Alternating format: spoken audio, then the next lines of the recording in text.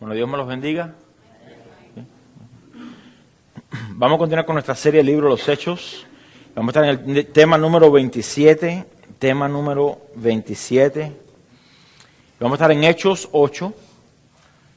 Si cuando lo encuentres, por favor, se pone en pie en reverencia a la palabra del Señor. Hechos 8, versículos del 26 al 40. Hechos 8, versículo 26. ¿Ya lo tiene? El título de hoy es Una obediencia perfecta. Una obediencia perfecta. Creo que cada uno de nosotros, esa es nuestra meta. Una obediencia perfecta al Señor. Hechos 8, versículo 26 dice: Un ángel del Señor habló a Felipe, diciendo: levántate y ve hacia el sur, por el camino que desciende de Jerusalén a Gaza, el cual es desierto. Entonces él se levantó y fue. Y sucedió que un etíope, eunuco, funcionario de Candace, reina de los etíopes, el cual estaba sobre todos sus tesoros, y había venido a Jerusalén para adorar, volvía sentado en su carro y leyendo al profeta Isaías. Y el Espíritu dijo a Felipe: acércate y júntate a ese carro. Acudiendo Felipe, le oyó que leía al profeta Isaías, y dijo: pero ¿entiendes lo que lees? Él dijo: ¿y cómo podré, si alguno no me enseñare? Y rogó a Felipe que subiese y se sentara con él. El pasaje de la Escritura que leía era este: como oveja a la muerte fue llevado, y como cordero mudo delante del que lo trasquila, así no abrió su boca. En su humillación no se le hizo justicia, mas su generación, ¿quién la contará? Porque fue quitada de la tierra su vida. Respondiendo el eunuco, dijo Felipe: te ruego que me digas, ¿de quién dice el profeta esto? ¿De sí mismo o de algún otro? Entonces Felipe, abriendo su boca y comenzando desde esta escritura, le anunció el evangelio de Jesús. Y yendo por el camino, llegaron a cierta agua y dijo al eunuco: aquí hay agua, ¿qué impide que yo sea bautizado? Felipe dijo: si crees de todo corazón, bien puedes. Y respondiendo dijo: creo que Jesucristo es el Hijo de Dios. Y mandó parar el carro, y descendieron ambos al agua, Felipe y el eunuco, y le bautizó. Cuando subieron del agua, el Espíritu del Señor arrebató a Felipe, y el eunuco no le vio más, y siguió gozoso su camino. Pero Felipe se encontró en Azoto, y pasando anunciaba el evangelio en todas las ciudades hasta que llegó a Cesarea. Vamos a orar. Padre, Señor, te damos gracias en esta tarde por tu bondad, Señor. Gracias por el precioso tiempo que hemos tenido, Señor, en la adoración, porque hemos dispuesto nuestro corazón para que tú ahora nos hables, Señor. Confiamos, Señor, de que nuestro corazón ahora es tierra fértil para que tu palabra caiga y produzca fruto en cada uno de nosotros. Yo te pido, Señor, que tu Espíritu Santo se mueva con libertad, no solamente en medio nuestro, sino dentro nuestro, y que hable, Señor, a nuestros oídos. Danos, Señor, la capacidad en esta tarde para obedecer tu palabra. No solamente ser oidores, sino también hacedores de ella. Pido, Señor, que si alguien no te conoce en este lugar, o si alguien está pasando por problemas pues difíciles, te pido que tu palabra hoy conforte como solamente tú y ella puede hacer, Señor. Confiamos este servicio en tus manos, a ti damos toda gloria y toda honra en el nombre de Jesús. Amén. Amén. ¿Se puede sentar?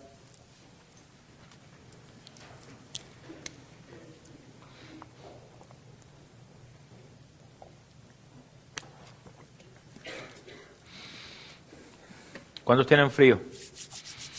¿No? Después me están quejando, ya les pregunté. Bueno, la semana pasada, dentro de esta serie del libro de los Hechos, estuvimos viendo el pasaje de la historia de Simón el mago, Simón el hechicero. El título de la enseñanza fue Una fe estéril. Una fe estéril. Creo que les dejé una tarea ahí media tarea. Que chequearan en su corazón si tenían una fe estéril. No va a preguntar quién la tiene ni no, pero simplemente usted considere la condición de su corazón. Y esta fe estéril es una fe que no produce frutos. Se hace a sí misma infructuosa si nos dejamos engañar por el engaño de las riquezas y otras codicias necias. Estas llegan a ahogar la semilla de la fe que ha sido implantada. Y tal fue el caso de Simón. el cual según la Biblia creyó y se bautizó. ¿Cuántos han creído aquí? ¿Cuántos se han bautizado? Pero Simón le dio marcha atrás a su fe. No retuvo hasta el final su fe. Simón era una persona de gran influencia en Samaria. Usaba de hechicería para hacerse pasar por ungido y profeta del Señor. Eso no es solamente en Samaria, eso lo vemos hoy también. ¿No? Sus actos de magia tenían encantados y atemorizados a todos, ya que desde el más simple de los hombres hasta el más poderoso de ellos estaban atentos a sus palabras y listos para hacer lo que Simón quería que ellos hiciesen. Pero su supuesto poder de las tinieblas no pudo en contra del Evangelio de gracia, el cual trajo cambio a la vida de las personas de aquella ciudad. Incluso Simón mismo fue cautivado por este evangelio y procedió a creer y ser bautizado. Y no fue hasta que Pedro y Juan vinieron a confirmar y a orar por los creyentes e impusieron manos para que recibieran al Espíritu Santo, que entonces a Simón se le despertó el gusanito de la avaricia. Se llenó de codicia y abandona su fe verdadera que había recibido por gracia. Quería hacer del Espíritu Santo o del bautismo del Espíritu Santo un negocio espiritual. Nada ha cambiado hasta el día de hoy. Nada ha cambiado hasta el día de hoy. De la misma manera que estaba dispuesto a pagar dinero para recibir el poder del Espíritu Santo, estoy seguro que de seguro iba a vender el Espíritu Santo o el bautismo del Espíritu Santo a aquellos que habrían de pagar. La oportunidad de llenarse de riquezas estaba a la puerta. Qué gran oportunidad. Gloria a Dios, qué bendición, ¿no? El corazón de Simón estaba errado en cuanto a las cosas espirituales.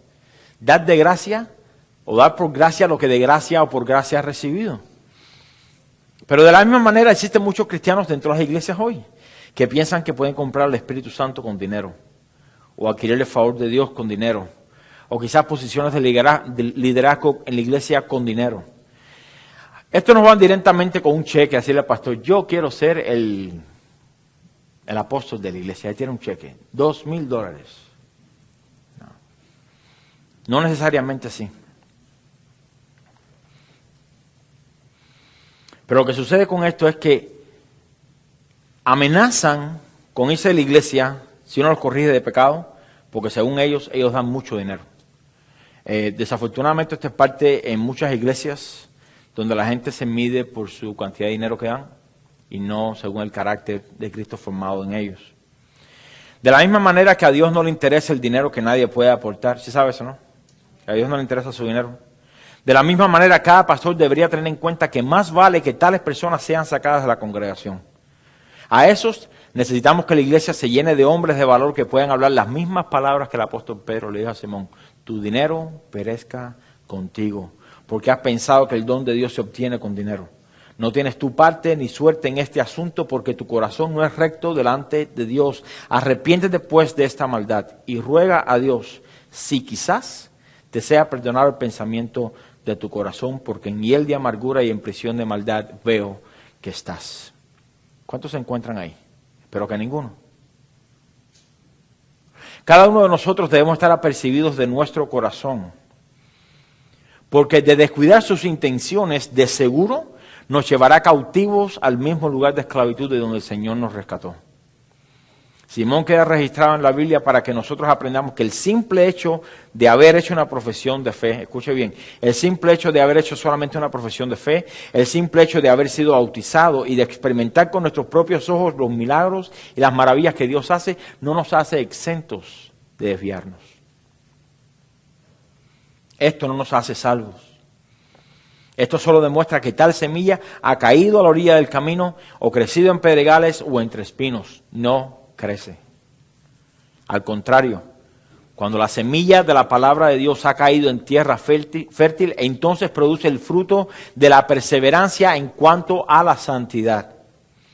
Nos lleva a crecer más y más en la gracia de Dios, nos lleva a entregarnos en las manos de Dios a diario para que Dios incline nuestro corazón a como Él quiera hacer. Nos lleva a disponernos en las manos de Dios para que como labrador pode nuestras ramas para que llevemos más fruto. Y esto es lo que la obra del Espíritu Santo hace en la vida de un hijo de Dios, el cual es quien da testimonio de que somos sus hijos. Esto es tener una fe que no es estéril. Pero en el pasaje de hoy vemos cómo es que Felipe ha seguido ministrando en Samaria. En el capítulo 8 al principio dice que Felipe fue a Samaria, predicaba el evangelio, anunciaba y Dios hacía grandes milagros y maravillas. Aquí vemos todavía cómo Felipe, Dios lo sigue usando, lo ha venido usando para proclamar las verdades del evangelio. Dios ha hecho grandes prodigios y señales a través de Felipe entre el pueblo. En otras palabras, Felipe está gozando de una verdadera presencia de Dios. Hay gran avivamiento en el pueblo. Cuando de repente recibe de parte del Señor la encomienda de irse al desierto. Esta encomienda es una que ninguno de nosotros quisiera que llegara. Le voy a decir por qué. Al menos no sin toda la información. Por lo general, cuando hablamos de este pasaje, pensamos en que en el pasaje de Felipe y el eunuco, y lo bautizó, y se fueron contentos, y chirrín, chirrán, vivieron felices por el resto de sus vidas. Y lo mantenemos de una manera bien superficial. Pero aquí hay varios detalles importantes que quiero resaltar antes que lleguemos a esa conclusión. Hechos 8:26, el versículo dice: un ángel del Señor habló a Felipe diciendo: levántate y ve hacia el sur por el camino que desciende de Jerusalén a Gaza, el cual es desierto. Dice el versículo 27, el principio. Entonces él se levantó y fue. ¿Qué manera tan simple de obedecer la palabra de Dios? Probablemente Felipe tenía ya algunos lugares donde tenía pensado predicar, quizás lo habían invitado a casa de algunas familias para correr por enfermos, ya tenía unas citas, ¿no? Y de repente Dios le dice: levántate y ve al sur. Entonces, ¿qué hizo Felipe? Se levantó y se fue. En estos dos versículos podemos ver de manera clara cómo es que Dios muchas veces trabaja con nosotros. Dado que somos controlados por un sistema de tiempo, usted y yo estamos controlados por un sistema de tiempo, ¿sí o no? Dentro de 15 minutos va a empezar a mirar su reloj. Se lo garantizo. Dentro de media hora el estómago le va a hacer... y usted va a empezar a mirar para el lado, a ver cómo puedo escaparme para atrás a comerme algo. Somos controlados por un sistema de tiempo. Preferimos que todo lo que hagamos o tengamos que hacer, incluyendo las cosas que Dios nos manda a hacer, sea determinado dentro de un espacio de tiempo y con todos los detalles posibles para así poder planear mejor nuestra vida. Este no fue el caso de Felipe. El Señor le dijo: ve para el desierto. Se levantó y fue. No le dijo para qué. No le dijo mañana o cuando sientas en el espíritu ir. No. Para Felipe la cantidad de detalles no son necesarias. Tampoco necesita que Dios le diga para qué lo esté enviando a este lugar desierto, ni tampoco le da un mapa con todas las direcciones y pasos a seguir. Pregúntese usted, si Dios le dice a usted: haz esto, ¿qué pregunta usted o qué hace usted? Debe decirle lo que debería. Simplemente decir sí, Señor, y andar. Pero ¿cuántos de nosotros honestamente podemos decir: eso es lo que yo hago? Haz esto. ¿Pero para qué? ¿Pero por qué? ¿Cuándo? Este fin de semana ya no puedo, Señor. ¿No? Qué malo que me preguntaste en un momento equivocado, si no hubiese ido. Felipe fue enviado a este lugar desierto y ya. La próxima instrucción será dada allá. Son pequeños detalles que nosotros tenemos que aprender. La misma instrucción le fue dada a Abraham, al cual le fue dicho: vete de tu tierra, de tu parentela y de la casa de tu padre a una tierra que yo te mostraré. Ni siquiera le dijo cuál era. Yo te mostraré en el camino. De la misma manera podemos pensar en Felipe. Felipe, todo el mundo va para allá, a Samaria. Hay un avivamiento en Samaria. La gente, los cristianos, están yendo, ¿no? Para Samaria, porque el apóstol Felipe está en Samaria y Felipe se está yendo de Samaria. ¿Para dónde vas? No sé, al desierto, ¿para qué? No sé. ¿Qué vas a hacer allá? No sé. Hay un patrón aquí que se hace evidente y es acerca de la obediencia inmediata hacia el mandamiento de parte de Dios sin tener necesariamente todos los detalles a la mano. La instrucción para Felipe fue de ir al desierto. Ahora yo quiero abundar un poco aquí en el tema del desierto. La versión etíope de este pasaje añade lo siguiente: a la hora del mediodía. Peor todavía. Peor todavía. No solo sería incómodo ir a un lugar desierto, apartado a las personas, pero este lugar se encontraba alrededor de 22 millas de distancia. Le digo algo, en aquel tiempo no había Uber, ni bicicleta había. ¿Cómo usted cree que fue Felipe al desierto? Con el dedo de pie, como decimos nosotros en Cuba. ¿No? Caminando. 22 millas de distancia, y eso lo busqué en Google Maps. Para después no diga que me lo inventé. Toma normalmente alrededor de 7 horas y media llegar. 7 horas y media. Desierto sería incómodo salir de un lugar de comodidad, en el cual Dios se está moviendo en gran manera. Pero si usted analiza su vida, en verdad no hay diferencia en la manera en que Dios habló a sus siervos en aquellos tiempos y la manera en que nos habla a nosotros hoy. No hay diferencia. Dios no siempre tiene que darnos instrucciones específicas. Entienda eso. Dios no siempre nos va a dar un detalle. O detalladamente, mira, esto es lo que va a suceder, esto es lo que vas a hacer, te vas a encontrar con fulano de tal. No, a veces Dios no es así. Dios nos lleva muchas veces al desierto para darnos instrucciones. ¿Cuántos dicen amén? Entienda el desierto en el sentido espiritual. ¿Okay? No aquí. Aquí en Lakeland no hay desierto. Dios nos lleva muchas veces al desierto para darnos instrucciones. Como obedezcamos a tal instrucción, determinará si nuestra obediencia es condicional e imperfecta o si es incondicional y perfecta. ¿Qué Dios está buscando? ¿Dios acaso estará buscando personas que digan, yo voy, sí, o simplemente personas que digan, yo voy, aunque? Incluya el aunque ahí en su respuesta. Dios habla muchas veces más claro en el desierto. Pero por eso se hace necesario los desiertos y soledades en nuestras vidas. Ahí voy. Poner un violín aquí. ¿Cuántos pasan por desiertos y soledades? ¿Creen que son necesarios? ¿Creen que son al gusto del cliente? ¿Es algo que anhelamos? No. Pero son necesarios. Son necesarios.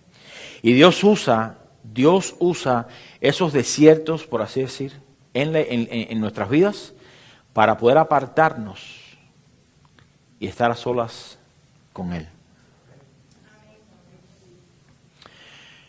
Vivimos en un mundo donde necesitamos de continuo ser entretenidos.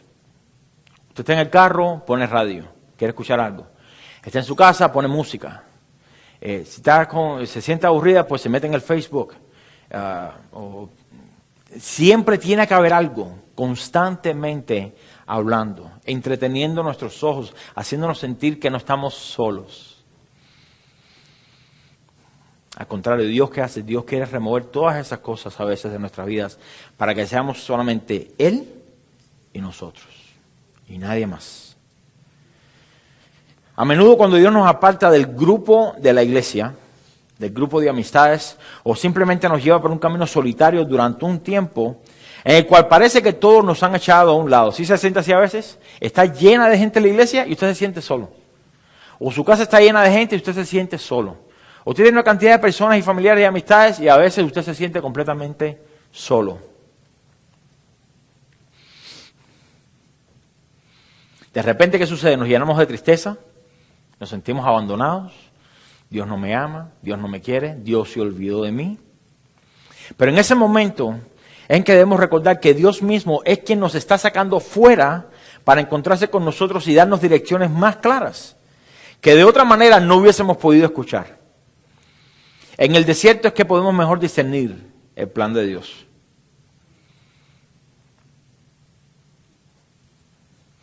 La primera parte del versículo 27 nos muestra la sencillez de la obediencia de Felipe. Dice, entonces él se levantó, ¿y qué dice? Y fue. Si nuestros hijos fueran así obedientes, ¿sí o no? Haz esto, ok, y lo hacen. Al contrario, ellos son anti-Felipe. Ellos quieren saber de todo. ¿Por qué? ¿Por qué? ¿Para cuándo? No. Felipe simplemente se levantó y fue al desierto. Y es aquí donde cada hijo de Dios debe proponer su corazón llegar. Este es el punto donde Dios quiere que nuestra obediencia sea perfeccionada. Al momento en que Dios nos llame al momento en que Dios nos llame, entonces puedes decirle, Señor, heme aquí, envíame a mí. Y de seguro Felipe había experimentado la presencia misma de Dios en Samaria. Recuerde que Felipe era solamente uno de los 7 diáconos que se había escogido para ministrar las necesidades de la iglesia. Era varón de buen testimonio, lleno del Espíritu Santo y lleno de ¿qué más? ¿Ya se lo olvidó? Lleno de buen testimonio, lleno del Espíritu Santo y lleno de sabiduría. Sabiduría. Y solamente se me ocurre imaginar en qué estaría pensando Felipe durante estas 7 horas y media de camino al desierto. Dios le acaba de decir, levántate y vete para el desierto. Y él dijo, sí, y se fue. Pero 7 horas y media caminando bajo el sol, porque era mediodía. ¿Qué estaría pensando Felipe? Realmente no sé. Le puedo decir qué estaría pensando yo. ¿Qué clase de sol? No hay ni siquiera una sombrita. No hay agua. Ni siquiera hay nadie ahí vendiendo granizado. Bueno, es refresco, raspadito, dicen algunos, ¿no? No hay nada. Sus hijos probablemente estarían diciendo, oye, aquí no hay wifi. ¿No? Ellos pueden andar sin comida y sin agua, pero wifi, tienen que tener wifi. Probablemente nosotros nos quejaríamos del calor, de la distancia. Quizás seríamos obedientes, pero refunfuñando en nuestro corazón por la incomodidad de la petición, etc. A veces nos sucede con nosotros, cuando Dios nos dice en su palabra, haz esto, ve y reconcíliate con tu hermano. ¿Pero por qué tengo que reconciliar? Le queremos al Señor cantidad de excusas que en realidad no son excusas, no son válidas. En vez de decir, sí, Señor, ¿sabes qué? Sí lo voy a hacer. Y hacerlo. Esa es una obediencia perfecta. Nosotros estaríamos quizás más contentos si Dios nos hubiese dado el por qué, para qué y cómo. Pero Felipe simplemente se conformó con simplemente obedecer. Dice el versículo 27, entonces él se levantó y se fue. Y sucedió, yo creo que usted marque en su Biblia esa palabra sucedió, que un etíope, eunuco, funcionario de Cándace, reina de los etíopes, el cual estaba sobre todos sus tesoros y había venido a Jerusalén para adorar, volvía sentado en su carro y leyendo al profeta Isaías.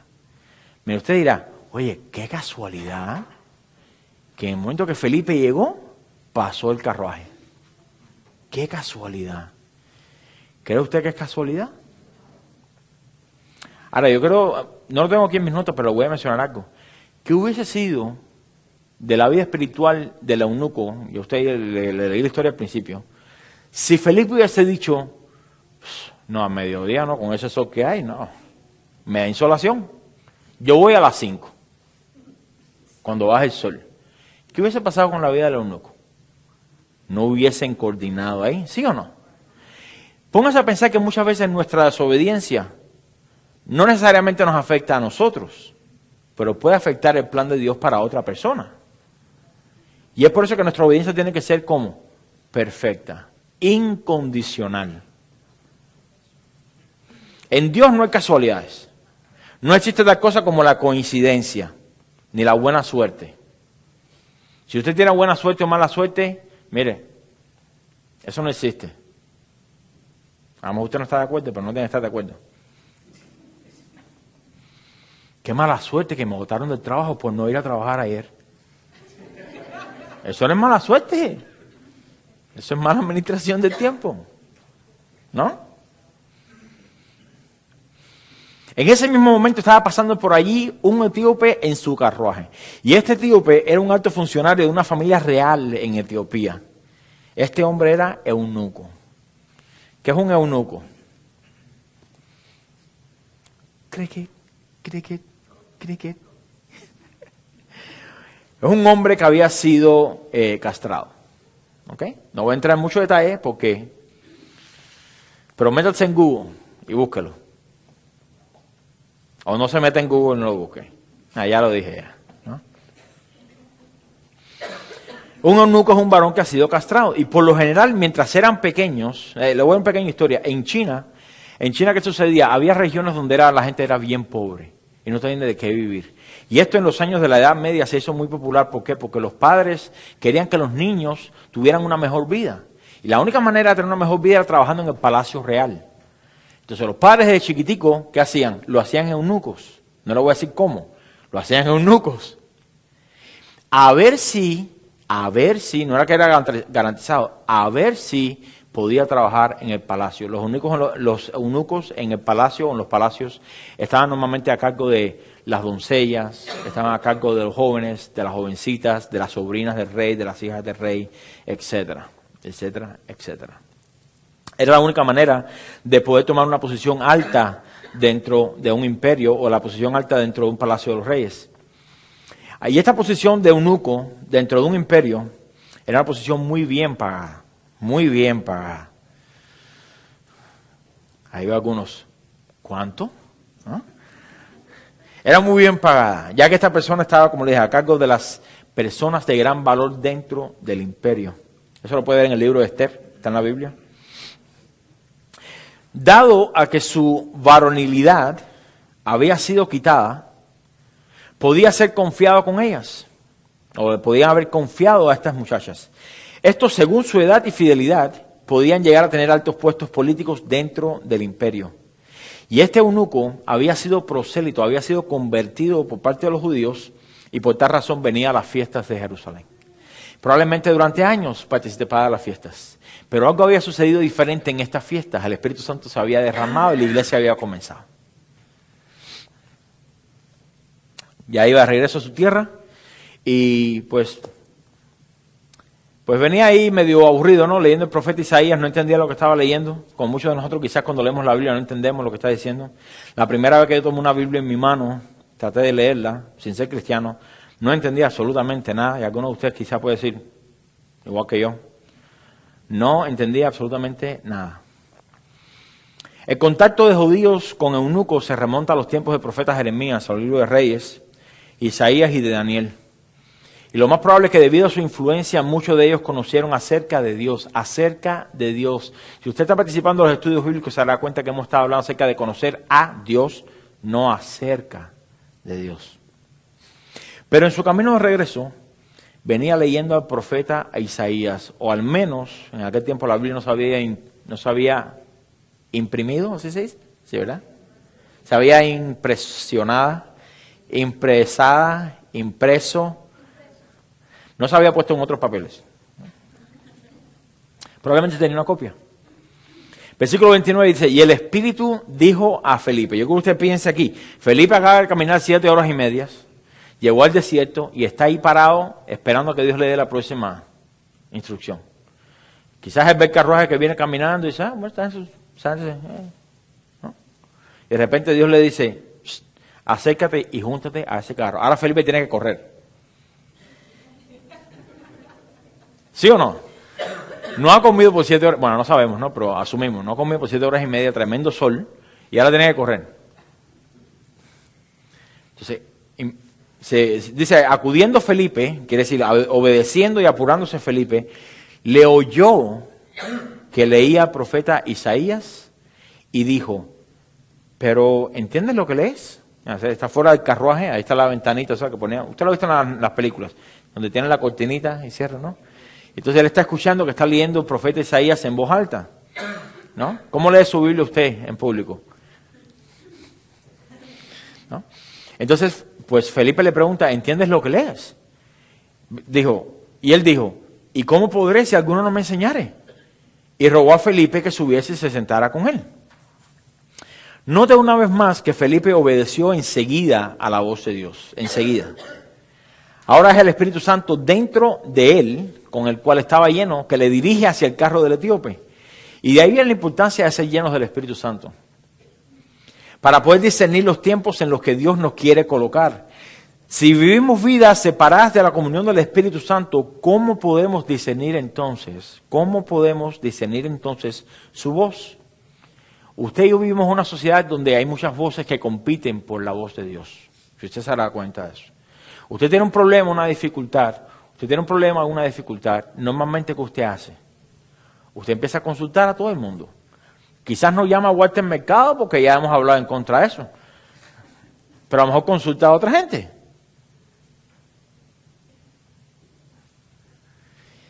Y empezamos en medio de nuestra desesperación a acudir a cosas o personas que no deberíamos acudir.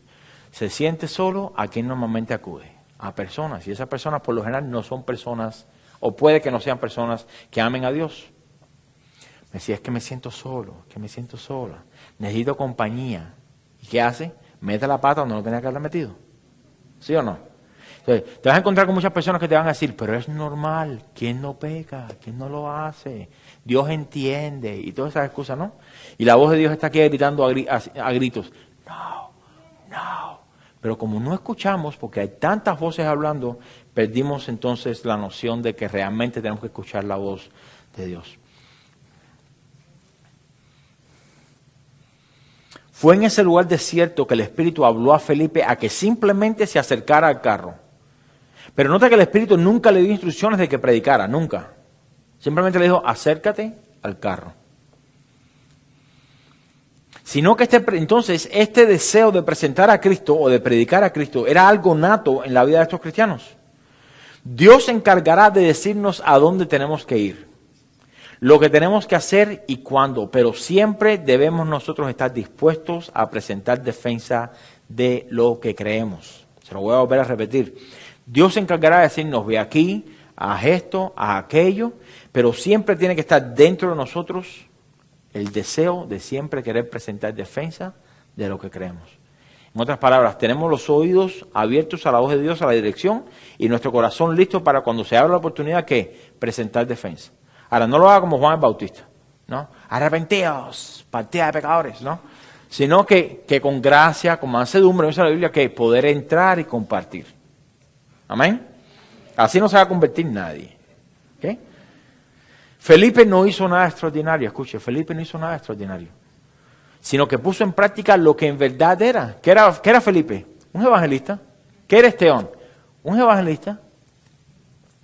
Y eran personas que servían a las mesas, imagínense, no tenían un ministerio de...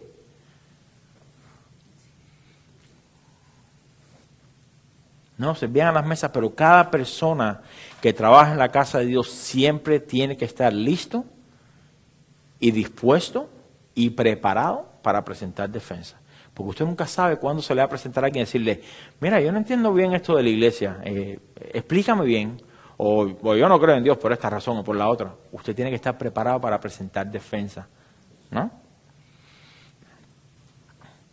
Estos cristianos del primer siglo creían que a donde Dios los enviaba era siempre con el propósito de predicar. Esto fue lo que hizo Esteban, esto fue lo que hicieron los discípulos cuando enfrentaron persecución, esto fue lo que hizo Felipe, era parte de su vida. De igual manera nosotros debemos estar dispuestos a predicar en aquellos lugares donde Dios nos ha puesto, buscar de aquellas pequeñas oportunidades para hacerlo, en vez de estar esperando la oportunidad de púlpito para hacerlo. Ahora, eso no significa que usted va a trabajar y no trabaje porque está predicando. A usted no le pagan por predicar, a usted le pagan por trabajar. A lo que me refiero es buscar la oportunidad cuando se presente de usted poder testificar de Cristo. A la hora de almuerzo, a la hora del break, a la salida o a la entrada. Pero en su trabajo, trabaje. ¿Cuántos dicen amén? Okay. La mayoría de los avivamientos que han sucedido en la historia no han sido con predicadores desde el púlpito, sino que ha comenzado con hombres y mujeres de Dios comprometidos a ser obedientes a Dios en lo que les mande. Dios siempre se valdrá de personas dispuestas a obedecer para llevar su propósito, siempre. Desde el púlpito se proclama la verdad de Dios para que el pueblo de Dios la aplique a sus vidas y por consiguiente estará preparado para llevarla a otros. Felipe no invitó al Epío para la iglesia. Vamos a traer eso al día de hoy. ¿Qué lees? Isaías. Eso es bien difícil. Tienes que coger un curso de teología o de hermenéutica para que puedas entender. ¿Por qué no vas a la iglesia? Te invito a que vayas a la iglesia. Ese es el evangelismo del siglo XXI. Lleva gente a la iglesia. La iglesia nos salva. El venir a la iglesia no salva. Usted no es salvo ni hijo de Dios porque viene a la iglesia. La iglesia es el lugar de los redimidos donde se congrega. ¿Sí o no? Si usted es salvo, usted es parte de la iglesia. Pero si usted no es salvo, aunque sea el que barre la iglesia, el que predique en la iglesia, el que haga toda la iglesia, pues, ¿de qué le sirve? ¿Sí entendió o no? Si usted es hijo de Dios, déjame ponerlo de una manera un poco más fina, ¿no? Se tiene que congregar. ¿Sonó muy radical eso? Porque así es. Se tiene que congregar. Es parte del mandamiento de la palabra de Dios, no dejando de congregarse como algunos tienen por costumbre. Si Dios lo salva, Dios lo injerta en un cuerpo de creyentes. Automáticamente. ¿No? Ahí es donde usted crece. Ahí es donde usted es edificado o edificada. Ahí es donde usted aprende cuáles son los dones y talentos que Dios le ha dado. Ahí usted sirve para edificar la iglesia. ¿Cuál es su función dentro del cuerpo de Cristo? Felipe no invitó a los tíos para la iglesia, ni a una conferencia de la iglesia, ni al servicio de oración. Felipe echó manos a la obra y cumplió su ministerio, el cual nos ha sido dado a todos nosotros. ¿Sabe usted tiene un ministerio? ¿Sabe cuál es?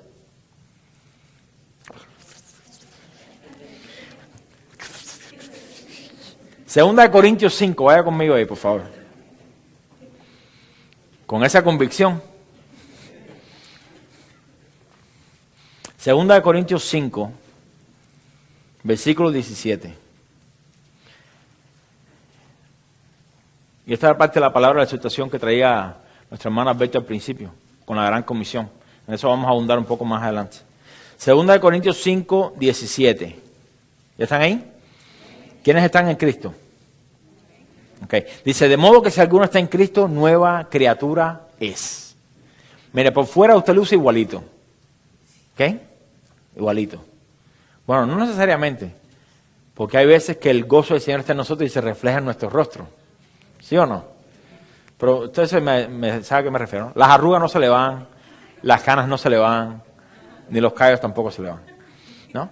Pero aquí está hablando acerca del hombre interior, una nueva criatura, una nueva simiente dentro nuestra. Dice, las cosas viejas pasaron. He aquí, todas son hechas nuevas. ¿Cuántas? Todas son hechas nuevas.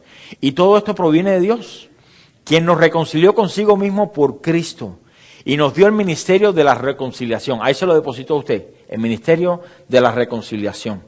¿En qué consiste esto? Que Dios estaba en Cristo reconciliando consigo al mundo, no tomándoles en cuenta a los hombres sus pecados, y nos encargó a nosotros. ¿Quiénes somos nosotros?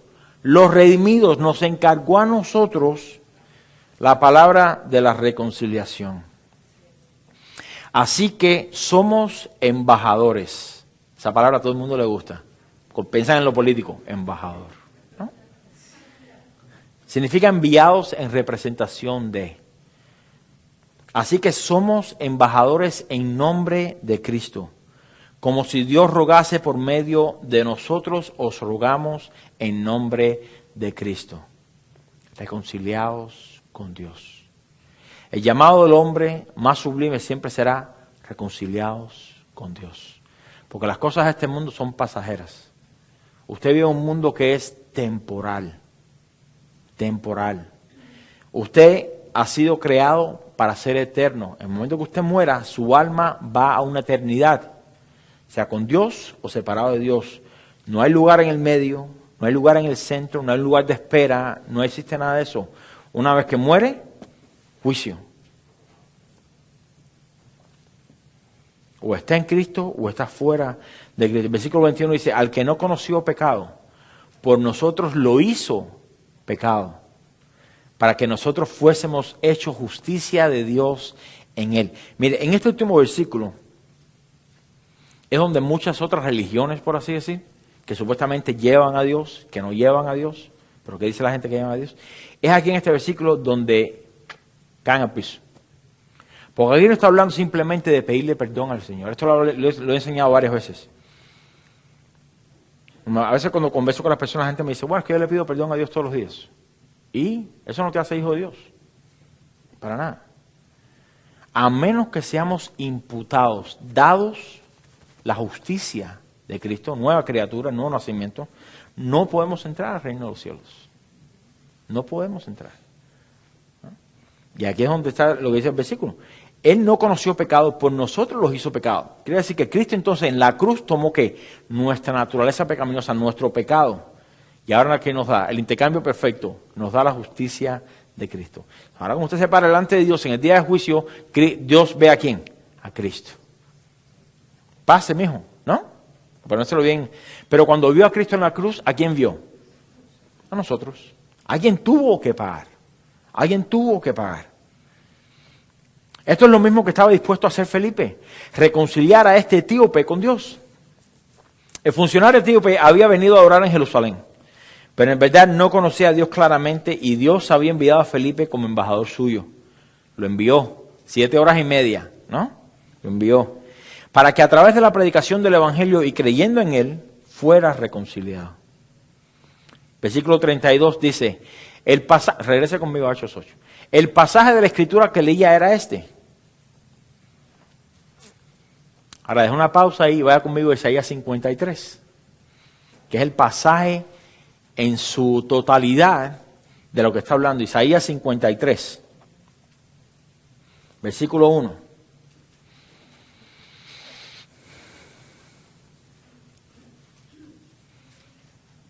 ¿Ya lo tiene? Isaías 53, versículo 1. ¿Quién ha creído nuestro anuncio? Isaías 53, 1. ¿Quién ha creído nuestro anuncio? ¿Y sobre quién se ha manifestado el brazo de Jehová? Subirá cual renuevo delante de él y como raíz de tierra seca. No hay parecer en él ni hermosura. Le veremos, mas sin atractivo para que le deseemos. Ese es un punto doctrinal ahí que no tengo tiempo de abundar hoy, pero la gente quiere seguir a Jesús por lo atractivo que es de lo que puede ofrecer. Yo quiero sanidad, yo sirvo a Dios porque me sane. O yo necesito un matrimonio, voy a servir a Dios para que me dé un matrimonio. O yo quiero cumplir mis sueños, voy a servir a Dios para que cumpla mis sueños. Ese es el atractivo que vemos nosotros, ese no es el atractivo que Dios da. El atractivo que Dios da es simplemente que perdón de pecados. Eso es lo que necesitamos usted y yo. Usted puede entrar al cielo ciego, sordo, enfermo, ¿sí o no? Pero no puede entrar sin Cristo, ahí sí no entra. Usted puede entrar al cielo soltero, casado o casado amargamente. Yo entro al cielo casado felizmente. Pero todo es a través de ¿qué? De Cristo. No hay parecer en él ni hermosura. Le veremos, mas sin atractivo para que le deseemos.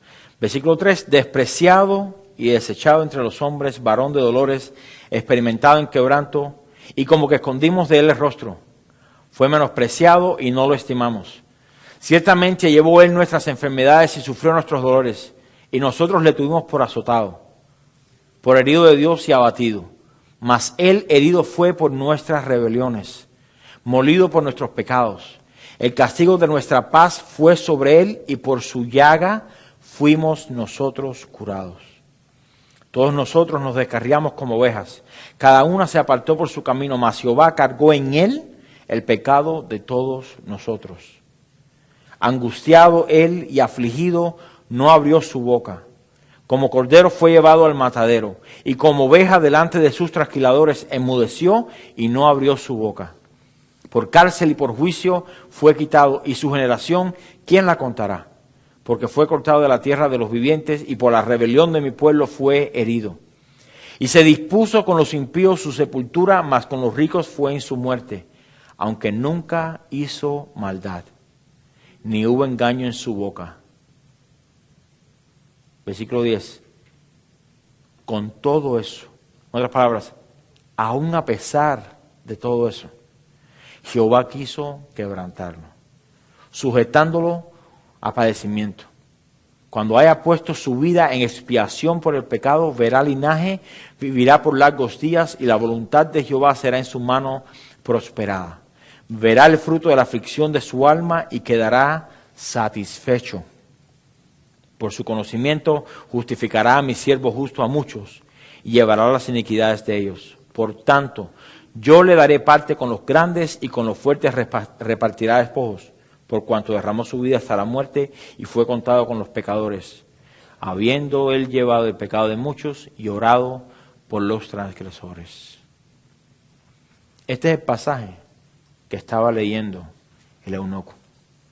Y claramente este pasaje de Isaías declara los padecimientos de Cristo por causa nuestra. Aquí se describe la condición de Cristo, primeramente inocente, sin mancha, perfecto. Se menciona nuestra condición descarriada, rebelde e impía. Y el deseo de parte de Dios de reconciliarnos consigo mismo a través de sí mismo. Dios encarnado en el hombre, en la persona de su Hijo Jesús. El justo muriendo por el injusto, el inocente muriendo por el culpable. Versículo 34 de Hechos 8. Dice, respondiendo el eunuco, dijo Felipe, te ruego que me digas, ¿de quién dice el profeta esto? ¿De sí mismo o de algún otro? Entonces Felipe, abriendo su boca y comenzando desde esta escritura, le anunció el evangelio de Jesús. Claramente el eunuco pregunta de quién está hablando acerca de estos sufrimientos, porque él conocía que Isaías había sido martirizado. Isaías, huyendo del rey Manasés, ¿qué sucedió? Pues se escondió dentro de un árbol seco, ahí lo atraparon y lo aserraron a la mitad. El eunuco dice, bueno, ¿de quién está hablando él? ¿Los padecimientos de Isaías o los padecimientos de quién está hablando en este pasaje? Comenzando desde el capítulo 53 de Isaías, le anunció de cómo era el verdadero Mesías. Los judíos ya lo habían rechazado como tal. Le habló de su nacimiento virginal. Mire todas las cosas que le habló, lo que conlleva aquí la predicación del Evangelio. Su nacimiento virginal, bajo la ley, para redimir a aquellos que estaban bajo los rudimentos de la ley, para ser adoptados a través del Espíritu Santo. Le habló de cómo fue que se sujetó a la voluntad del Padre, de cómo sufrió y murió a manos de hombres corruptos e impíos. Habló de cómo Él perdonó nuestros pecados para darnos vida eterna. Le habló de cómo en su sacrificio tomó nuestra naturaleza pecaminosa y gratuitamente nos dio su justicia. Entienda, gratuitamente nos dio su justicia. Usted no hace nada para ganar la salvación. Está completamente gratuita. Gratuita.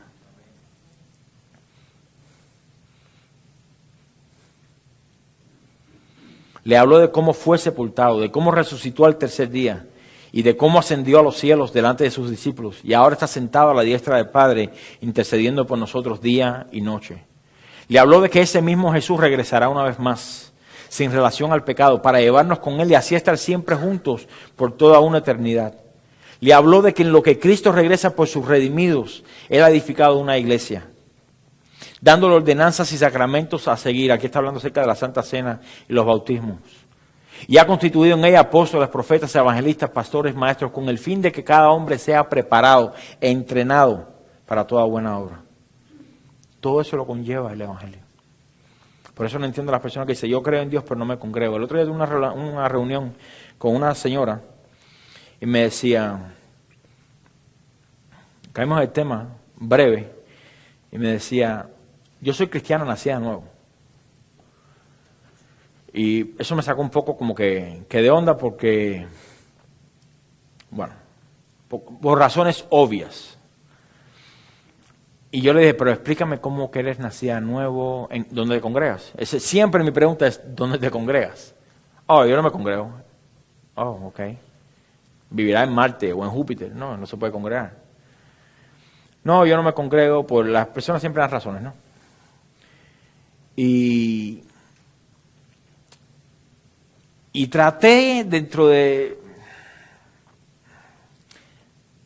presentar la necesidad que hay de que el Hijo de Dios se congregue. Y bueno, ahí salió con otro rollo, ¿no? Porque ella hacía su iglesia en su casa, ella hablaba con sus abuelos que estaban muertos, ella meditaba, ya se dio cuenta uno que... Pero me dijo, cristiana nacida de nuevo. Y yo me quedé con esa carga, ¿no? Ella se fue, tuve una reunión pequeña, se fue. Yo me quedé pensando y decía, Señor, porque hasta a mí, yo me quedé botado. Decía, bueno, no, yo esta conversación no puede terminar aquí, yo tengo que tener una reunión otra vez con ella para poder, ¿no? Que ella me... Y también poder presentar, ¿no? La realidad de lo que el Evangelio es. Pero parte del Evangelio es el grupo de creyentes que Dios ha dejado. Dios hace énfasis en eso. No voy a seguirle martillando con lo de la congregación, pero entienda, es necesario que el Hijo de Dios se congregue. Y no solamente los domingos, en cuanto pueda. Yo sé que algunos viven lejos y no pueden, entiendo eso. A lo que me refiero es a la ligereza, como se lo dije en la exhortación que le di para fin de año, a la ligereza de decir, ir hoy otra vez. No, es que estoy cansado, sí, pero no estás cansado por otras cosas. La diferencia, todo esto conlleva el predicar el Evangelio. Felipe no hizo nada fuera de lo extraordinario que nosotros no estemos llamados a hacer, absolutamente nada. La diferencia es que Felipe estaba dispuesto, aquí está la diferencia, a obedecer la voz de Dios y la dirección de Dios de forma radical. Vete y ve, voy. Ya, sencillo. Predícale a fulano de tal, vengo a hablarte en el nombre del Señor, bla, bla, bla. ¿No? Es la disposición, ¿cómo le puedo decir? Nosotros mismos complicamos las cosas muchas veces. Dios nos dice, ve y habla con tal persona. O simplemente pues testifica. Esta es una oportunidad para que testifiques de esta situación. Estaba pensando, bueno, ¿y qué tal si no se convierte? ¿Y qué tal si me rechaza? ¿Y qué tal si me mira de mala cara? ¿Y qué tal si me borra de Facebook? ¿Y qué tal si me... ¿Y qué importa eso? Entonces, el corazón, escuche, déjeme darle una clave. Dios conoce el corazón del hombre. ¿Sí estamos de acuerdo con eso? Dios conoce los tiempos del corazón del hombre. ¿Estamos de acuerdo con eso? ¿Cómo sabe usted que el corazón de esa persona no está listo en ese momento para recibir la palabra de Dios?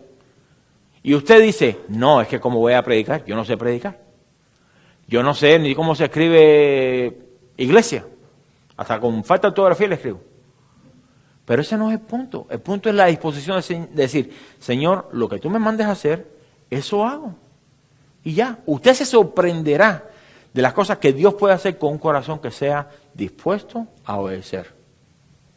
Es inconcebible. Yo trato siempre de no poner mi vida como ejemplo, pero le voy a dar un ejemplito pequeño. Cuando Dios nos dijo, van a ser pastores de una iglesia y van a comenzar ese día que regresen a Estados Unidos.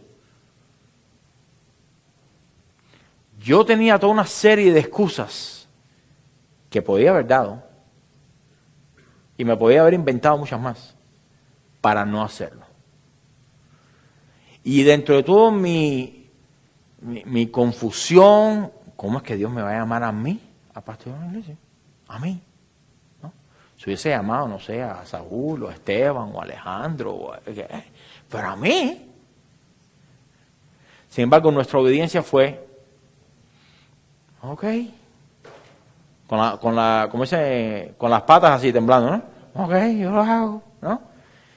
Y miren cómo Dios ha premiado la disposición del corazón de ese Señor, lo que tú nos mandes, a eso hacemos.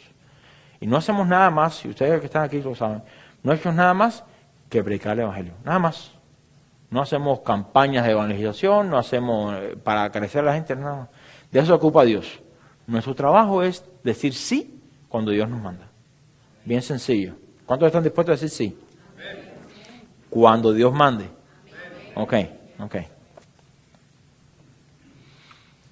La diferencia es que Felipe estaba dispuesto a obedecer la voz y la dirección de Dios de forma radical. Y eso lo colocó en un desierto a 22 millas de donde estaba. Y teniendo al final la oportunidad de compartir a Cristo la gran comisión que había sido confiada. Voy a pedir que vaya conmigo ahí. En Marcos 16. Voy a usar la versión de Marcos 16, 14.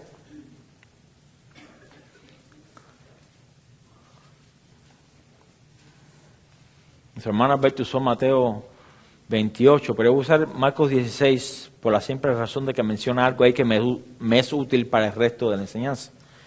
Marcos 16, 14. Dice, finalmente se apareció a los 11 mismos, estando ellos sentados a la mesa, y les reprochó su incredulidad y dureza de corazón, porque no habían creído a los que le habían visto resucitado. 15. Y les dijo, id por todo el mundo y predicad el evangelio a los ricos. No, a toda criatura. El que creyere y fuere bautizado, ahí es donde quiero llegar yo, el que creyere y fuere bautizado será salvo, mas el que no creyere será condenado.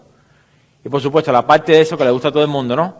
Y estas señales seguirán a los que creen, en mi nombre echarán fuera demonios, hablarán nuevas lenguas, tomarán en las manos serpientes, y si bebieren cosas mortíferas no les hará daño.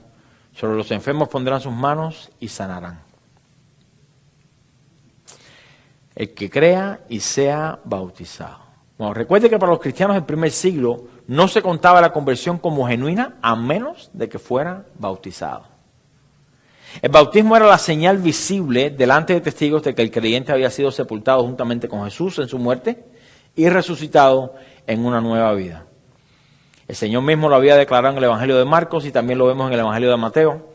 La Gran Comisión incluye lo siguiente: predicación del Evangelio para arrepentimiento de pecados y bautismo en agua. Ambas están ahí. Ahora, el bautismo nos salva.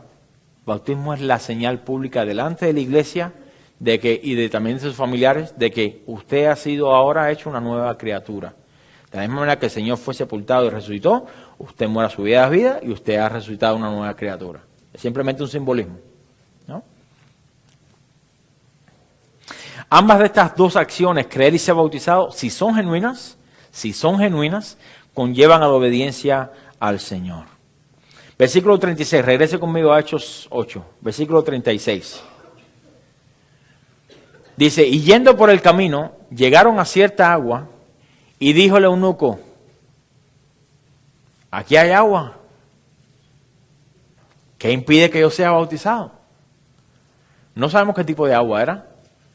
Algunos historiadores dicen que era un lago que había en medio del desierto, un oasis, tenía un nombre medio raro, no lo puse aquí. Pero realmente no dice qué agua era, podía haber sido cualquier tipo de agua. Mientras tuviera la profundidad para meter a alguien, sumergirlo, calificaba para eso, calificaba. Ahora, aquí la pregunta por parte del eunuco resuena un poco en aquellos que han de bautizarse en un futuro y los que ya hemos sido bautizados. Nos hace escudriñar el cómo lo hicimos. Aquí el eunuco lo menciona como un impedimento. ¿Qué impide que yo sea bautizado? El único impedimento para que alguien sea bautizado es el no creer en el Señor Jesús. La mayoría de las personas dicen creer en Dios. Quizás usted es uno de esos.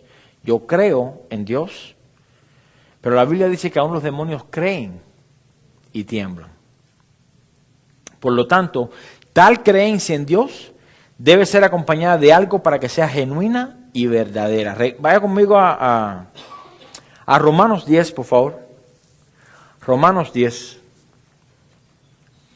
Ya que estamos sobre el final, creo.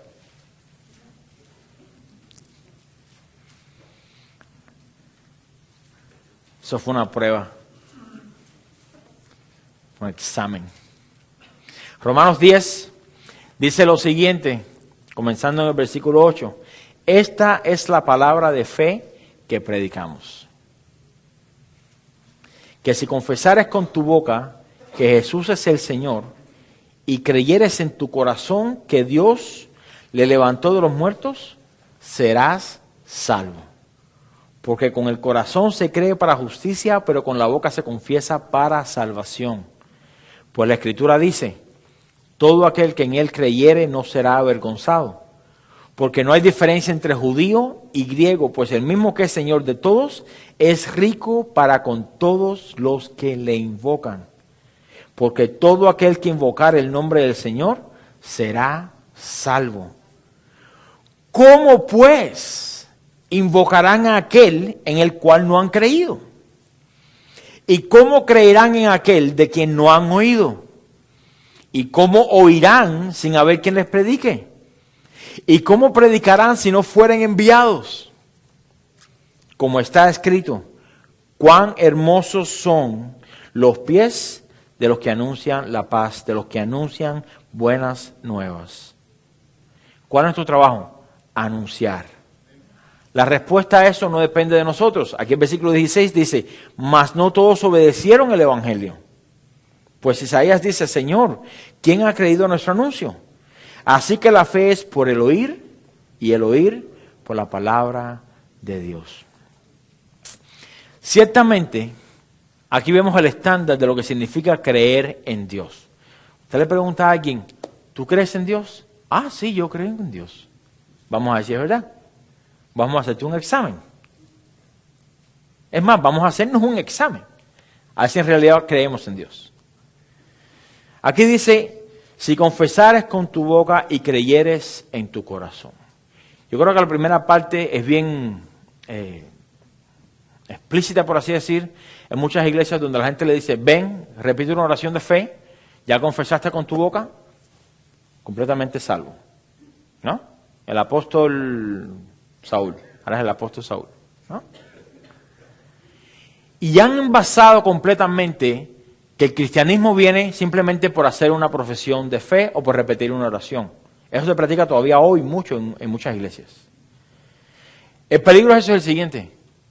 Le estamos diciendo a la gente simplemente por repetir, quedas completamente salvo. ¿Y la otra parte dónde queda? ¿Qué sucede con el corazón? Dice, y creyeres en tu corazón. Es solamente una palabra de diferencia aquí. No quiero hacer una doctrina de esta palabra de diferencia, pero creo que es vital aquí. Fíjese que no dice, y creer con tu corazón. Dice, y creer en tu corazón. ¿Por qué no dice creer en tu corazón? ¿Por qué no dice eso?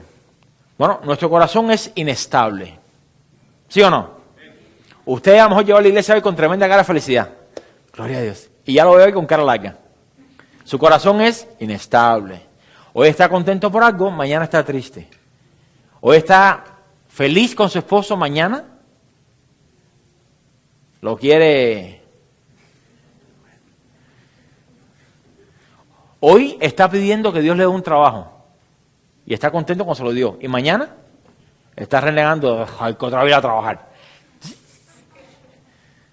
Por naturaleza somos ¿qué? Inconstantes. Siempre. Si vive en Miami, porque hay mucho calor. Si vive en Alaska, porque hay mucho frío. Entonces, cuando estamos en temporada de frío, ay, que llegue el verano. Cuando está el verano, ay, que llegue el frío. Cuando es chiquito, quiere ser grande. Y ya se dio cuenta que cuando quiere ser grande, cuando es grande, ya no puede ser chiquito. Nuestro corazón es siempre inestable y fácil de ser engañado por el pecado y manipulado por nuestras emociones. ¿Cuántos de ustedes no toman decisiones malas simplemente porque se siente bien?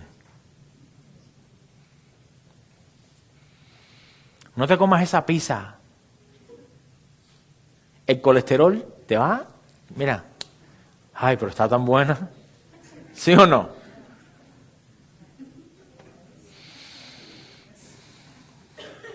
Todos son culpables. Es más, cuando se acabe el servicio vamos a tener una de la pizzería a ver cuántos tienen dominio propio. Ay. Pero mira que aquí dice creer en tu corazón. Creer en tu corazón. A ver cómo le puedo explicar. Imagínense que este altar es su corazón. Creer en tu corazón es simplemente decir, instalar esa creencia, esa fe, ¿dónde? En el corazón. ¿La fe de qué? De que Dios es el único que salva. Dios es el único que perdona. ¿No? Lo que hemos confesado tiene que ser visible en nuestras acciones. Y esas acciones emanan ¿de dónde? Del corazón. Pero si Dios no está entronado en el corazón, ¿qué decisiones vamos a tomar? La que nuestra alma o la que nuestro corazón quiera tomar. ¿Cuántas personas no se divorcian hoy?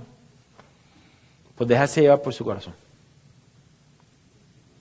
¿Cuántas personas no toman decisiones erróneas? Se meten en deudas que no deberían por complacer su corazón.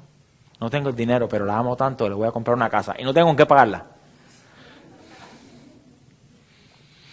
Creer en tu corazón, en otras palabras, significa instalar a Dios en medio del corazón para que sea Él quien gobierne todo.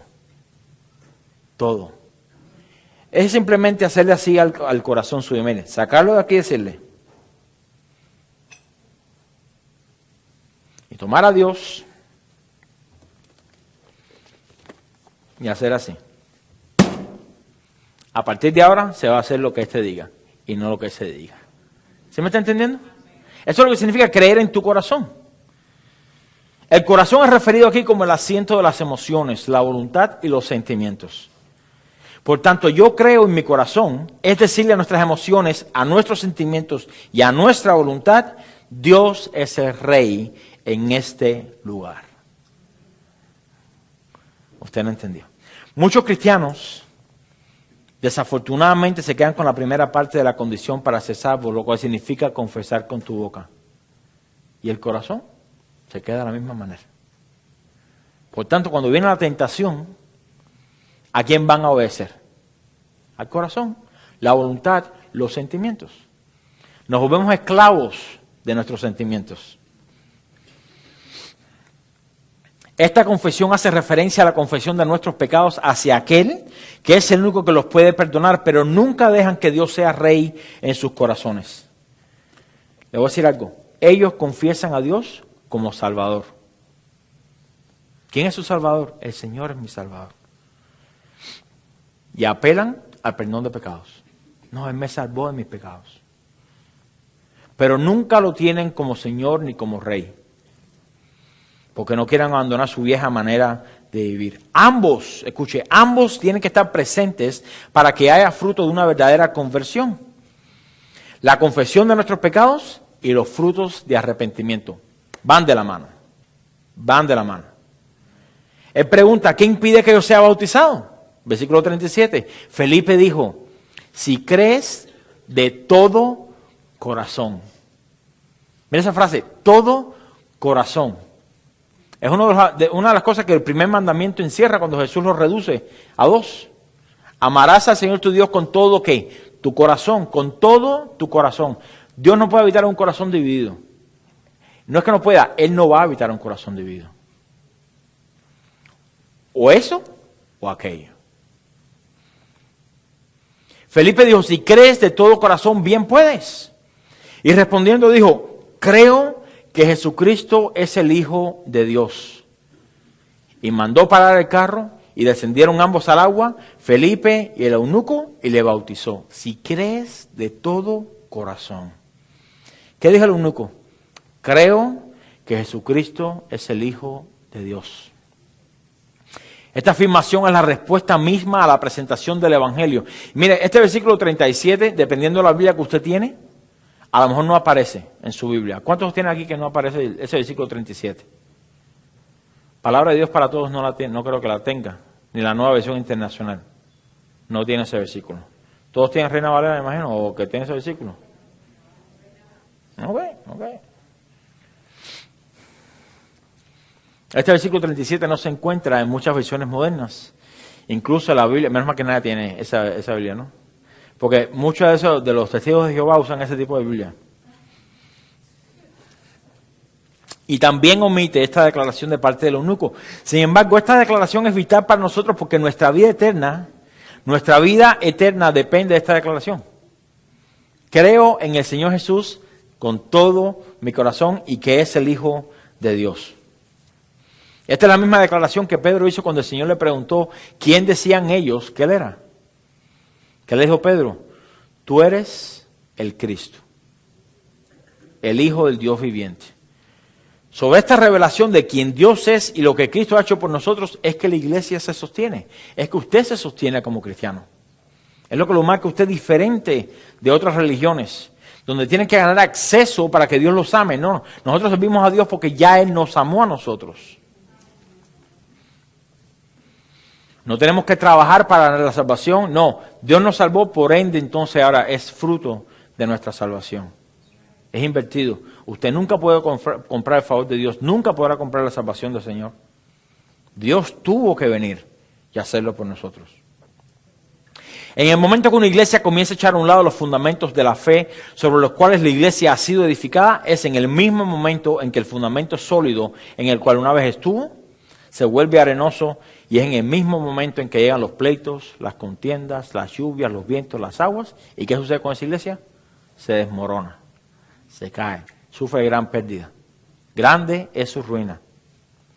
Versículo 39 dice, cuando subieron del agua, el Espíritu del Señor arrebató a Felipe. ¿Entienda eso? Se lo llevó. Y el eunuco no lo vio más y siguió gozoso su camino. Mire, si esto sucede hoy, el eunuco llega a su país a escribir un libro de cómo fue que Felipe se fue en la ventolera. Y Felipe entonces llegaría a la iglesia a hacer una campaña de cómo ser arrebatado. ¿Cuántos quieren ser arrebatados por el Señor? ¿No? Nadie levanta la mano, ¿no? Pero fíjese, yo quiero apuntar algo aquí. Cuando subieron del agua, el Espíritu del Señor arrebató a Felipe y el eunuco no lo vio más y siguió gozoso su camino. El énfasis nunca se hace en el milagro. Para nada. Para nada. Para ellos eso era, pues, normal. Ahora, ¿por qué era necesario? Bueno, ahora donde estaba Felipe a Azoto eran 75 millas. Necesitaba un tipo de transporte, ¿no? 75 millas.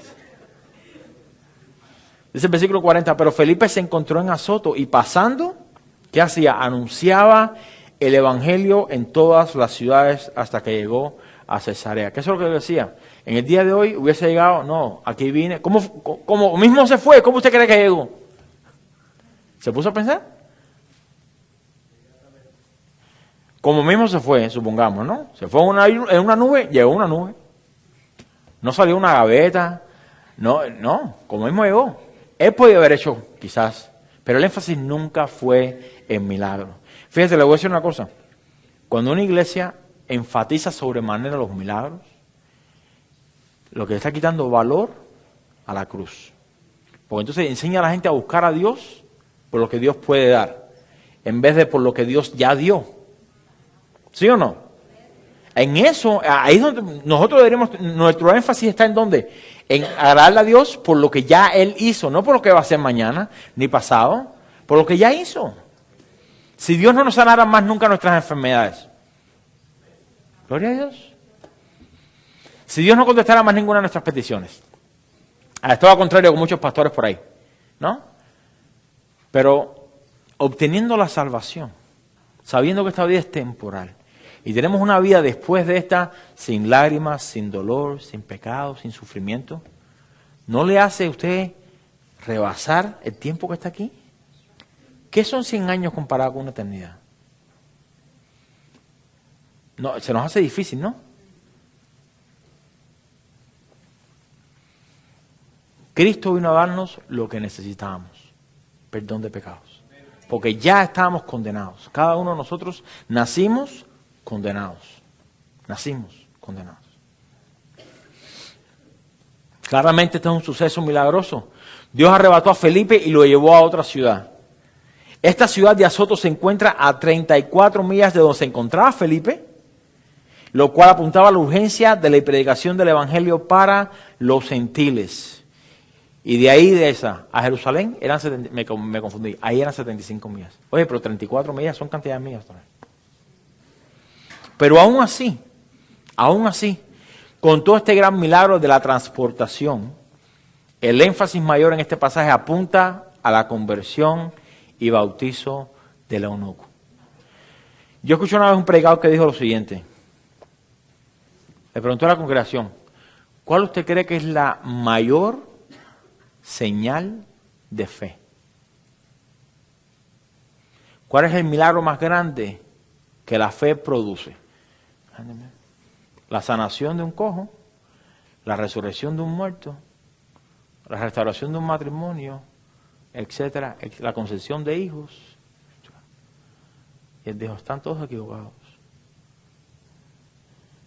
La muestra más grande, el milagro más grande que ha existido es la salvación de un alma. Siempre, Siempre. Y ese es el énfasis de la iglesia. Es el énfasis que debe estar puesto en nuestro... No es lo que tú puedas recibir, otra vez, lo que tú puedas recibir de parte de Dios. Lo que ya Dios ha hecho. En eso nos enfocamos. Por eso que Felipe no hace énfasis en cómo se fue ni nada. Simplemente, ¿dónde llegó? ¿A qué fue? A predicar. A eso era lo que Dios lo había mandado a hacer. A predicar. Hay una historia en la Biblia donde Jesús había hecho sanidades, milagros y todo tipo de... Y al otro día por la mañana venían los discípulos. El pueblo estaba afuera esperando para que sanes a todo el mundo. Y Jesús le dijo, vamos hacia el otro lado para predicar, porque para eso he venido. Para eso he venido. Y yo sé que mucha gente anda por allá afuera buscando milagros de parte del Señor, pero en realidad, ¿qué están buscando? Resolver algo de parte de Dios rápido y seguir con su estilo de vida. ¿Cómo se siente usted cuando alguien lo usa usted para recibir algo? ¿Se siente bien chévere, verdad? Por supuesto que no. No, porque los juegos es muy espiritual hoy eso, ¿no? Cuando alguien le dice, ay, préstame tal dinero y se lo roba. O cuando alguien lo usa usted para algo y no, ¿cómo usted se siente? Ahora, yo no voy a decirle que Dios se siente así mal, porque Dios conoce el corazón de todo el mundo, nosotros no. Por eso es que caemos en la trampa, ¿no? Pero Dios lo conoce. Pero en realidad podemos engañar a Dios. No podemos buscar a Dios por lo que puede ofrecer. Buscamos a Dios por lo que ya Él ha hecho. La salvación del alma, el perdón de nuestros pecados. Todas estas cosas que ambos de ellos, tanto el eunuco como Felipe, experimentaron, no fue sino el resultado de la obediencia perfecta de Felipe. Un hombre se dispuso, escuche, un hombre se dispuso a decirle sí. Se levantó y se fue. Ahora, esta historia queda plasmada en la Biblia para nuestra consolación, para nosotros aprendamos. Qué bueno que el eunuco se convirtió, qué bueno que el eunuco fue bautizado, qué bueno todas esas cosas. Pero póngase a pensar qué hubiese sucedido si Felipe hubiese tomado la actitud que muchas veces nosotros tenemos. Decir, ay Señor, ¿tan lejos? ¿O por qué yo? ¿O no puede ser otro día? ¿O es que estoy cansado? Etcétera, etcétera. No sabemos más del eunuco. La Biblia no nos da más detalles acerca de su vida. No sabemos si regresó a Etiopía, si fue un pastor eventualmente. No sabemos nada de eso. Puede que sí, puede que no. Pero independientemente si la gente después de eso, pues Dios usó a esa persona, a ese eunuco, para otras cosas, irrelevante. Lo relevante es que conoció al Señor. Cuando no conocía de Dios, alguien vino y le predicó, porque alguien estuvo dispuesto. La pregunta acá, claro, recae en nosotros. ¿Dónde está nuestra obediencia? ¿Estamos dispuestos a decirle sí, Señor, cuando tú quieras y como tú quieras? ¿O vamos a ponerle condiciones al Señor? El eunuco y Felipe se encontraron en el tiempo predeterminado de Dios, ¿sí o no? La Biblia inclusive dice que Cristo vino a su debido tiempo. Quiere decir que el tiempo de Dios es perfecto. El nuestro no lo es. El nuestro no lo es. Y como no lo es, no podemos ponerle excusas al Señor de que ahora no es el tiempo. Siempre es el tiempo. Siempre es el tiempo. Y nos apropiamos con la palabra del apóstol Pablo, reconciliados con el Señor. Porque si es verdad que el mañana no es promesa para nadie, hoy es el día de salvación. Yo sí le incito a que usted medite, que usted piense y que usted reconozca que no hay Dios fuera de Dios y no hay otro camino al Padre sino a través de Cristo. No son sus obras, no es su dinero, no es sus buenas intenciones. Dios manda que todo hombre se arrepienta. Es un mandamiento. Manda a que todo hombre se arrepienta. Quiero pedir que por favor se ponga de pie.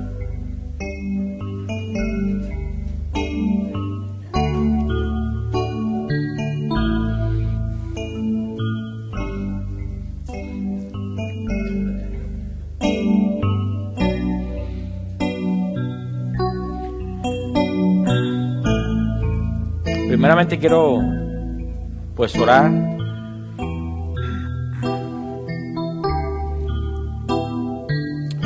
por los corazones del pueblo de Dios.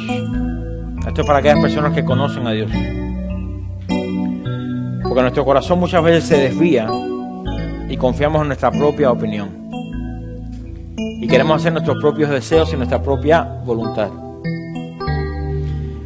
Padre, Señor, en esta tarde queremos presentarnos delante de ti como iglesia. A pedirte, Señor, que tú tomes nuestro corazón en tus manos. Definitivamente necesitamos de ti. Definitivamente, Señor, no conocemos todo lo que hay a nuestro alrededor. No conocemos los tiempos, no conocemos las intenciones. Pero tú sí lo sabes todo. Tú sí eres omnisciente. Y yo simplemente te quiero pedir, Señor, en esta tarde que tú nos perdones por nuestra desobediencia. Porque yo sé que muchas veces tú nos has enviado a hacer algo, nos has mandado a hacer algo, a decir algo. Y hemos tratado de excusarlo con todas las excusas que hemos podido pensar. Y te hemos desobedecido. Y no solamente que hemos acarreado esa desobediencia, sino que posiblemente esa persona a la cual tú nos has enviado o nos enviaste, posiblemente no recibió del Señor lo que el Señor quería darle en ese momento. Tú te valdrás en otro tiempo, Señor, de otra manera para hacer tu voluntad, porque tú siempre cumples tus propósitos. Pero, Señor, yo te pido que en esta tarde tú nos perdones. Verdaderamente que tú nos perdones. Porque muchas veces somos desobedientes sabiendo lo que tenemos que hacer. Tu palabra dice que al que sabe hacer lo bueno y no lo hace, le es contado como pecado. Definitivamente, Señor, hemos pecado delante de ti. Hemos dicho que no, hemos dicho que luego, hemos dicho que más tarde. Señor, pero tus propósitos tienen un tiempo determinado. Tú no haces nada desordenadamente. E incluso este tiempo aquí, esta reunión, no ha sido una reunión más, no ha sido una casualidad más, no fue que sucedió de la nada. Quizás vinimos hoy, Señor, cumpliendo con un servicio más. Vamos, participamos, escuchamos al pastor, decimos amén y nos vamos. Pero ¿qué tal si Dios nos trajo aquí? ¿Qué tal si Dios nos trajo aquí? Para rendir nuestro corazón delante de Él, ese Señor, haz que mi obediencia sea perfecta. E enséñanos a obedecer. Claramente no sabemos obedecer, aprendemos obediencia mientras crecemos. Pero en esta tarde, Señor, nos proponemos en nuestros corazones que tú nos enseñes a obedecer. Queremos ser, Señor, como todos esos hombres y mujeres de Dios que tú has usado en el pasado. Y que dejemos de estarnos escondiendo detrás de excusas que verdaderamente no son válidas. Si tú hablas, tú mandas y tú haces, Señor. ¿Quiénes somos nosotros para decirte a ti, hey, ¿qué haces? Yo te pido perdón, Señor, en esta tarde. También como congregación, Señor, te pedimos que tú nos limpies y que tú nos perdones. Enséñanos, Señor, a obedecer. Enséñanos a obedecer. También quiero hablar, Señor, por aquellas personas que están en nuestra congregación hoy que quizás no te conocen, Señor. No solamente la visita, porque hay personas dentro nuestro que verdaderamente no conocen al Señor. Y puede que tú conozcas algo acerca de Dios. Y puede que creas que yo conozco de Dios o yo creo en Dios. Pero esa conversión ha sido simplemente, o esa creencia no tiene ningún fundamento. No ha tomado raíz en el corazón. En el momento donde viene la prueba, la tentación, la avaricia, es fácilmente ahogada.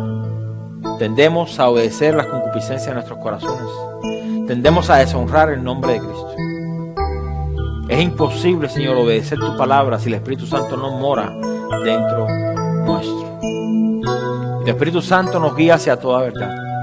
Nos habla, nos dirige, nos corrige, nos exhorta, nos anima, nos da dirección.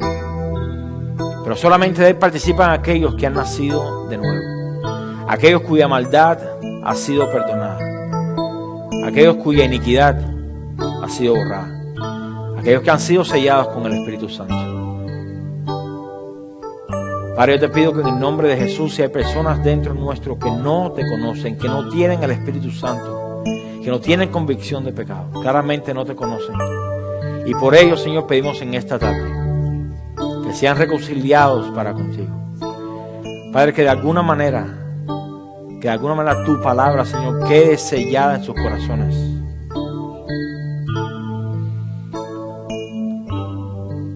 Definitivamente no sabemos lo que traerá el mañana.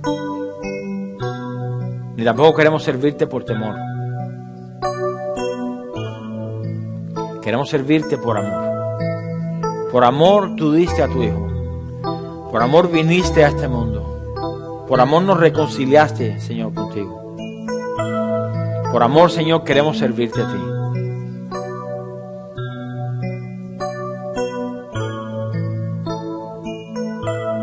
Padre, mi petición simplemente es que tu palabra quede impregnada en los corazones de aquí tu pueblo, Señor.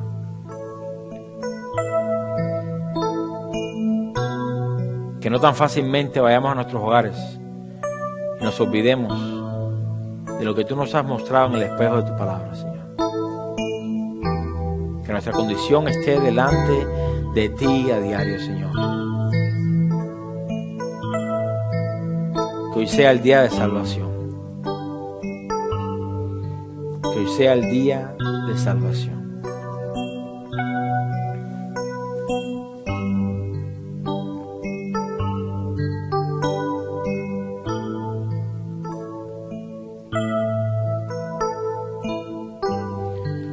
Si usted no conoce al Señor y está en este lugar y simplemente quiere que la iglesia ore por usted, estamos dispuestos a orar por usted, para que usted conozca al Señor. No se confíe o no se conforme con conocer a Dios a través de otra persona. No piense que porque sus padres son cristianos usted es cristiano, ni piense que porque sus hijos son cristianos usted es cristiano. Cada persona dará cuentas a Dios de una manera personal en el día de mañana. Y en ese día, ¿quién pagará por sus pecados? O Cristo lo hizo, o usted tristemente los pagará. Pero de que esa ira tiene que ser satisfecha, tiene que ser satisfecha. Y yo le pido en esta tarde que por favor se reconcilie con el Señor. Reconcíliese con el Señor. Padre, yo te pido, Señor, que tu Espíritu Santo es mucho más poderoso que cualquier resistencia que nosotros podamos poner. Pero tampoco, Señor, queremos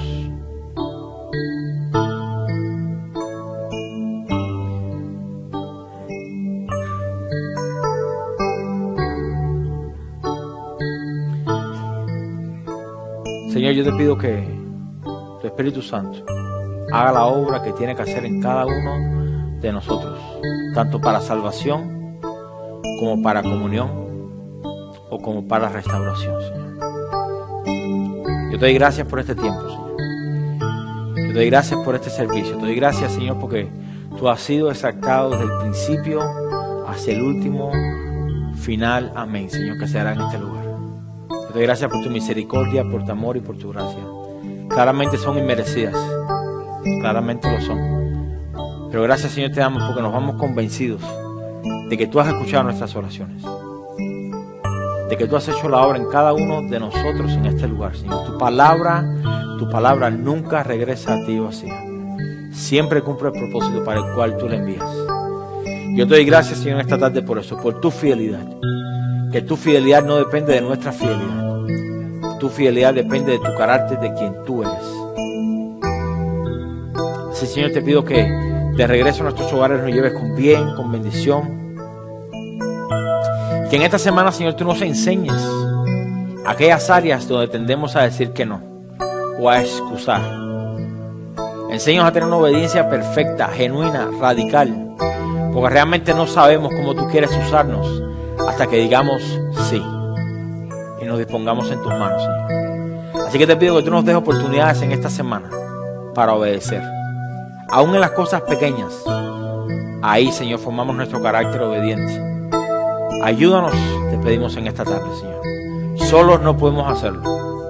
Por eso nos encomendamos a ti y al poder de tu palabra y a tu Espíritu Santo que mora dentro nuestro, Señor. Te pedimos todas estas cosas en el poderoso nombre del único que puede salvar. El único que es el mediador entre Dios y los hombres. en el nombre de Jesucristo el justo. Y la iglesia dice, amén. Amén.